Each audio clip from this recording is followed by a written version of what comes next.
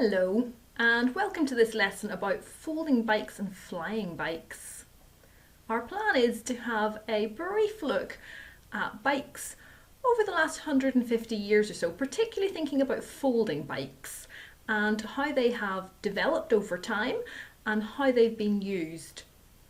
We'll be having a look at how they've been used in wars as well. So for those of you who are doing World War II as a topic, or maybe you've already covered that in school, you'll find a little link in the middle of this lesson to that. Now the lesson starts with a bike. I don't know if you've ever looked at your bike and wondered why it looks the way it does, how it's developed over time, maybe who invented it at the very beginning. Maybe you've looked at your bike and the bike of friends and you've wondered why they're all slightly different and how those differences have developed. So I start with my bike. Some of you will know George the bike. I quite often use him to get me to your schools. Sometimes I head out with him with other people as well, sometimes on bikes that look like George as well. There's a picture there of George with lots of his friends. And you'll notice that George is a bit of a funny looking bike, and that's because he's a fold-up bike. If you haven't seen him folding up before, here's a video of me folding and unfolding George.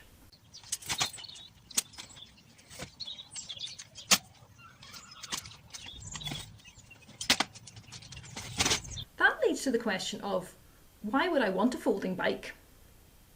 So it's really handy because I can fold George up small and fit him in a little corner of my shed, or fold him up to put him on the bus to get places, or in the boot of my car. Like I talk about in school, I can park and stride to get to school. I can drive part way, get George out of the boot, unfold him and cycle the rest of the way to school. But that's not why folding bikes first developed. People didn't have cars when they were first thought of. So why did they develop? To answer that question, we need to take a step back and have a think about bikes in general. So it links into the military and them using bikes for soldiers. And the interest in bikes began in the 1870s, 1880s. At that time, there were two main sorts of bike. There was the penny farthing and the safety bicycle. Now, if you have a look at those two pictures, you might have an idea of which you think would be more sensible to use. But believe it or not, in France, they did use the penny farthing by soldiers, mainly for taking messages. That big front wheel, while it makes it quite dangerous to cycle, it also makes it a really fast bike. So if you want to get somewhere quickly, the penny farthing was a good way to do it. But mostly it was the safety bicycle that was used by soldiers. So a little bit like this picture. This one's a slightly later model, but you'll see there's the bike and it's got the special feature of a way to carry your rifle. And in the UK, the first units of soldiers who were all using bikes were formed in 1908. I guess we have to ask the question of why. Why did they want to use bikes? I wonder, can you think of any reasons why bicycles would have been better than using horses, which is what a lot of soldiers were using at that time, or walking places? If you want to pause the video for a moment and have a little think about that. So there's lots of different reasons why bikes might be good. Compared to walking, it's faster and you can also carry a lot more. Compared to horses, they're cheaper. You don't have to feed a bike. They're quieter. If you want to take a whole pile of bikes to somewhere else, it's much easier to put a lot of bikes in a van than to try and fit lots of horses in. There's less care or maintenance of a bike compared to a horse. And also there's less training. You don't have to train the bike, and it's also easier to train a soldier to use a bike than it is to train them to use a horse. So how do folding bikes fit into this? The first attempt to use a folding bike by soldiers was this Peterson bicycle. And they used the normal bike and just made it fold. Strictly speaking, it didn't really fold. It came into two parts. So like these pictures show. And that was around 1900. And then there's quite a big gap before we get to the next stage. So at the beginning of World War II in 1941, The UK Army asked if someone could develop a bike that could be parachuted out of a plane. So it was going to have to be very tough.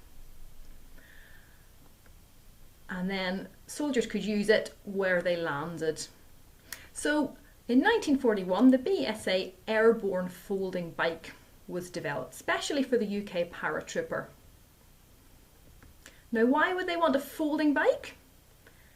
It meant that soldiers who were being parachuted into different places could get a lot further, and they could carry more than if they were parachuted in and had to travel by foot. The bike was going to be no use if it was damaged as they landed though, so it was specially rigged up so that as the parachute opened and as they landed, it was the handlebars and the seat that would hit the ground first. And if these get a little bit bent, you can still ride the bike, but if your wheels get bent, your bike's not going to be of any use for anything. And about 70,000 of these special folding bikes were made during the war. Now, how does that link into my bike? Well, this idea continued to be used. So in the 1970s, rally folding bikes started to be sold, just for people to use normally. And then in the 1980s, we started to get bikes that folded up even smaller. So bikes like my Brompton George, which was first developed in 1981. But that's not the end of the story when it comes to bikes and wars, because folding bikes are still used. Here's a couple of pictures of paratroopers from America using a new type of folding bike. And I'm going to leave you with a video clip of them jumping out of a plane and then landing with their folding bike. And then on the very last slide, if you do want to find out a little bit more about bikes and folding bikes and how they've been used over time, there's a couple of links to some more information. So for now, enjoy the video, see if you fancy having a go at this, and I'll say goodbye.